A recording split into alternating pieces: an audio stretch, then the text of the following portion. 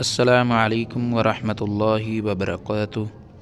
حدثنا الحمیدی عبد اللہ بن الزبیر قال حدثنا سفیان قال حدثنا یحیی بن سعید الانصاری قال اخبرنی محمد بن ابراہیم التیمی انہ سمع علقمة بن وقاص اللیثی يقول سمعت عمر بن الخطاب رضی اللہ عنہ على المنبر قال سمعت رسول اللہ صلی اللہ علیہ وسلم يقول انما الاعمال بالنیات وانما لكل امرئ ما نوى فمن كانت هجرته الى دنیا يصيبها او الى امرأة ينكحها فهجرته الى ما هاجر الیہ۔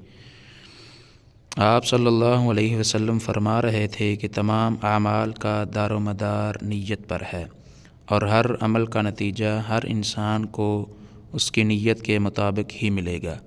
پس جس کی ہجرت ترک وطن، دنیا دولت حاصل کرنے کے لیے ہو یا کسی عورت سے شادی کی غرض سے ہو، پس اس کی ہجرت انہی چیزوں کے لیے ہوگی جن کے حاصل کرنے کی نیت سے اس نے ہجرت کی ہے۔ صحیح بخاری حدیث نمبر 1 کتاب بدء الوحی۔